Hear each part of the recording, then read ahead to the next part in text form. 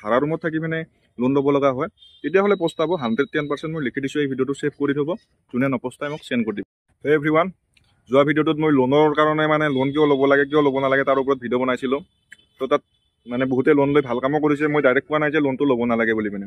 তো ভালদৰে ভিডিঅ'টো চাই ল'ব যোনে যোনে চোৱা নাই। তো ভাবিছে মই ডাইৰেক্ট লোন ল'ব নালাগে বুলিয়ে কৈছোঁ। লোন আমাৰ নিচিনা মানুহে বৰ্তমান ল'ব নালাগে। আৰু কোনে কোনে ল'ব লাগে মই সেইটোও কওঁ।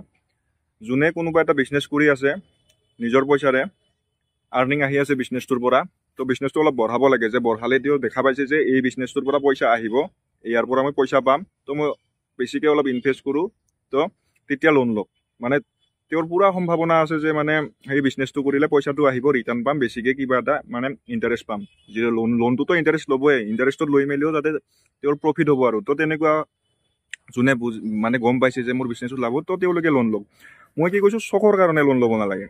আমি এতিয়া মানে এটা লিমিটেড চেলাৰী পাওঁ, মাহত বহুত খৰচা থাকে, জমা হৈ থাকে খৰচাবোৰ, মাহৰ মূৰত পইচাটো পাওঁ। ডেইলি ইনকাম হোৱা কথা কাম হ'লে বেলেগ কথা আছিল। তো মাহৰ মূৰত এটা এমাউণ্ট পাওঁ, তো তাৰে কিছুমান দিব লগা বাকী থাকে, জমা থাকে। তো তাতে যদি আমি EMI-বোৰ আনি থৈ দিওঁ, আৰু প্ৰত্যেকটো মাহত খৰচাবিলাক বেলেগ বেলেগ ডিপেণ্ড কৰে। মানে কোনোবাটো মাহত বেছি হৈ যায়, কোনোবাটো মাহত কম হৈ যায়।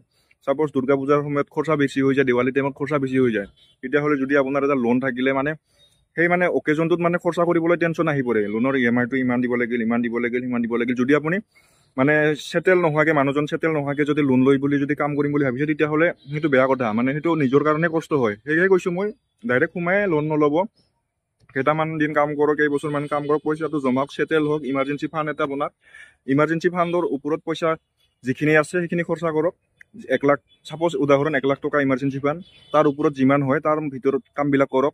1 লাখটো ইমাৰ্জেঞ্চি, আৰু 1 লাখৰ তলত আহিবই নিদিব। ইমাৰ্জেঞ্চি চিটুৱেশ্যনতহে 1 লাখটো ইউজ কৰিব, তেতিয়াহে মানে 1 লাখৰ তলত আহিব আৰু মানে খৰচাটো। যেতিয়া ইমাৰ্জেঞ্চি ফাণ্ডটো মানে এনে খৰচা নকৰিব। 1 লাখটো ইমাৰ্জেঞ্চি ফাণ্ড, তাৰ ওপৰত বনাই লওক খৰচা কৰাৰ কাৰণে, তাৰ ওপৰত লোন লওক, মিলাই লওক, কিবা কৰি লওক। তো তেনেকৈ লোন লওক। মই ডাইৰেক্ট কোৱা নাই যে লোনটো ল'ব নালাগে, লোন ল'ব লাগিব। লোনত বহুত মানুহে কামো কৰিছে। তো যেতিয়া গ্ৰেড 3 গ্ৰেড 4 সোমাই লোন লৈ মেলি ঘৰ ভাড়া কৰি মেলি থাকিব, আৰু লোনৰ EMI দিব, খোৱা বোৱা নিজৰ খৰচা আছে বহুত, এক্সট্ৰা ETC, ট্ৰান্সপৰ্টেশ্যন কিবা কিবি, তো নিমিলে। সেইকাৰণে কৈছোঁ লোন নল'ব, লোনত কাম নকৰিবই। যদি হোম ডিষ্ট্ৰিক্টত পাই নিজৰ ঘৰত পৰা ওচৰত, তেতিয়া কিবা এটা ভাবিব পাৰি। কিন্তু যদি ভাড়া ৰুমত থাকি মানে লোন ল'ব লগা হয়, তেতিয়াহ'লে পস্তাব। 110% মই লিখি দিছোঁ। এই ভিডিঅ'টো ছেভ কৰি থ'ব। শেষত এটা কথাই ক'ম, নাভাবিব যে বৰ্তমান ভাল চিটুৱেশ্যন আছে কাৰণে যে আগন্তুকো ভালে হৈ থাকিব চিটুৱেশ্যনটো। গতিকে চিটুৱেশ্যনটো কেলকুলেশ্যন কৰি ল'ব, মিলাই ল'ব, ভালদৰে হিচাপ মানে বহি ল'ব, কোনোবা অভিজ্ঞ ব্যক্তিৰ লগত কথা পাতি ল'ব। তাৰপিছত ভাবিব কিমান এমাউণ্ট ল'ব লাগে, কিমানখিনি ল'লে মানে ছেফ জোনত থাকিব পাৰে, কিমানখিনি ল'লে আপুনি মানে টেনশ্যনত নপৰে বা আপোনাৰ অসুবিধা নহয়। সেইটো একদম ৰিচাৰ্চ কৰি ল'ব, কেলকুলেশ্যন আগতে কৰি ল'ব লোৱাৰ পিছত। কাৰণ লোৱাৰ পিছত আৰু আনডু মাৰাৰ অপশ্যন নাই, there is no' control Z button. So' ভাবি চিন্তি কামবিলাক কৰিব। ধন্যবাদ। জয় অসম, জয় জবিন্দা।